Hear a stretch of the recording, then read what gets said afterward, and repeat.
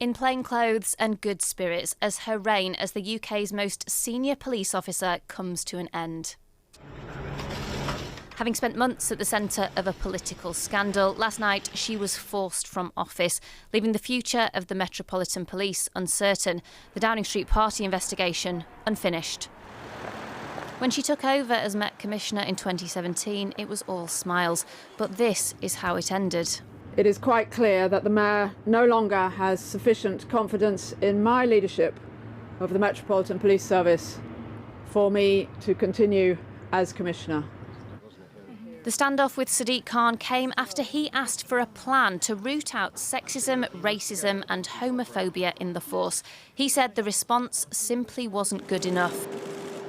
But her abrupt exit was not welcomed by the Home Secretary. Said to have been blindsided by the departure, she reasserted her authority over the role in an article today, in which she praised Dame Cressida as the first woman to hold the post and said she was now in the process of choosing her successor.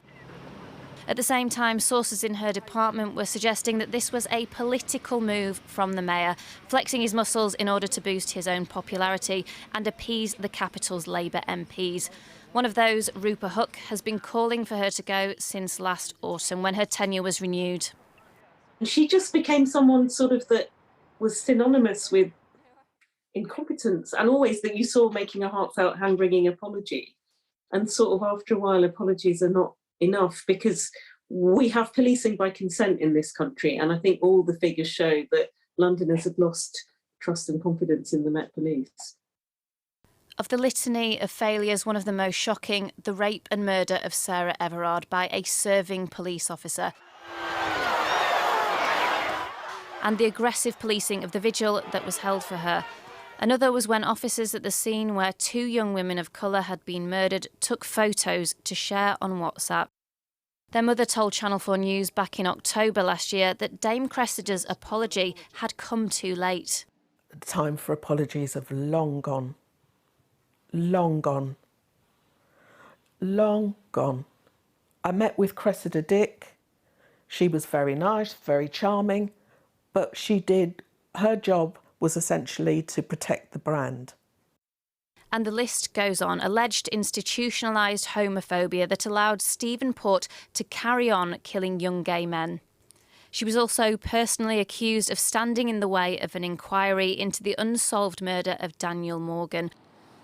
But most recently, she came under fire for her approach to the Downing Street parties. Accused of being too slow, when the Met did eventually investigate, it prevented the Sue Gray inquiry being published in full. Who replaces Cressida Dick will be watched very closely here in Westminster, and that's because the future of the Prime Minister could hinge on whether the Met decide that he broke COVID laws. And that could explain some anonymous briefings that have emerged in the newspapers today, allegedly from a source close to Boris Johnson, warning the force to consider that decision very carefully and suggesting that the Prime Minister is ready to hire legal representation to fight his case. There seems to be a veiled threat now from number 10, and I think it's a very dark moment for this whole sorry saga. It seems there's a fundamental belief at the heart of our government that Boris Johnson should be above the law, and that number 10 will bring any institution into disrepute just to save Boris Johnson's skin. It's the end of a long policing career, beginning almost 40 years ago and ending, reports today suggest, with a big payoff, estimated to be well over £500,000 plus an annual pension of around £160,000. Her financial future assured, but she leaves behind uncertainty at the heart of some of the UK's most powerful institutions. Well, earlier I spoke to the Conservative MP, Sir Bob Neill, who's chair of the Commons Justice Committee, and I began by asking him what he made of these warnings, apparently made by one of Boris Johnson's allies, for the police not to fine the Prime Minister.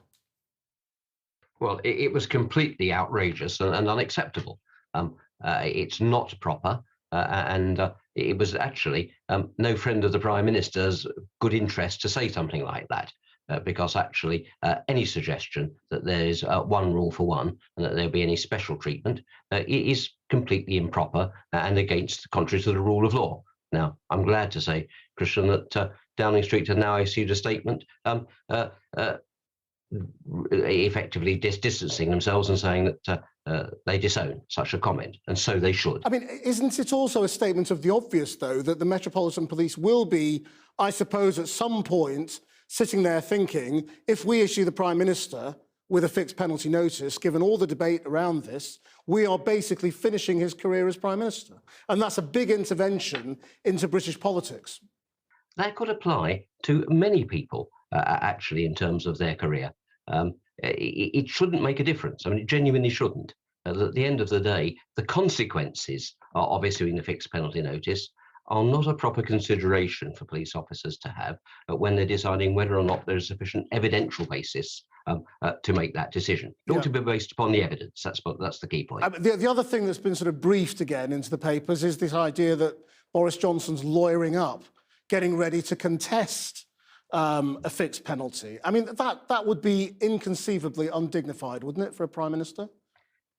Well, that's a different consideration in this respect, Christian, that anyone who the police want to speak to is entitled to general legal representation with certain caveats.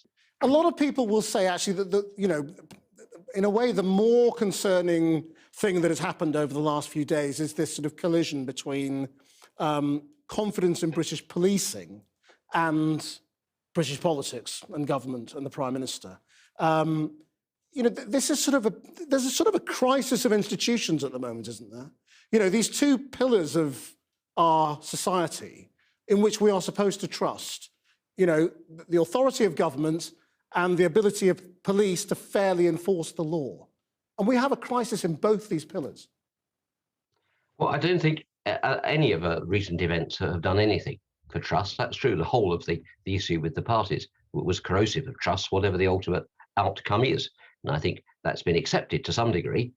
Equally, I think some of the failings that we've seen in policing in London in particular and elsewhere, I agree, do undermine that trust too. That they're separate considerations in some respects, but obviously they've come together at the same time, so you can understand why people put them together.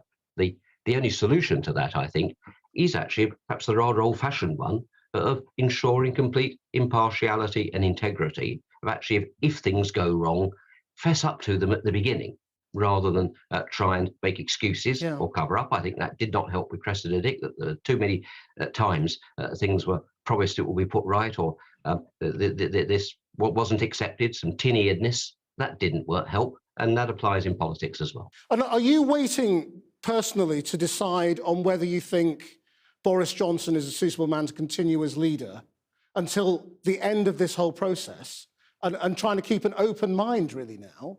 Or you know, well, have you formed an opinion already? As you know, Christian, and that's just the way I've been brought up to do. I don't think it's ever wise to come to a conclusive decision until you've got the best possible evidence.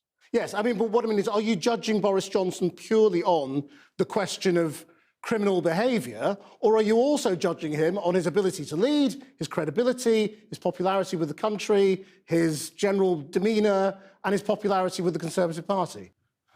Well, I think at the end of the day, you have to judge people on all the relevant facts. Now, it just happens that this matter is a relevant fact, and therefore it will be, in my judgment, it's my call, unwise, and it wouldn't be the way I've ever operated to come to a conclusion without having the fullest picture.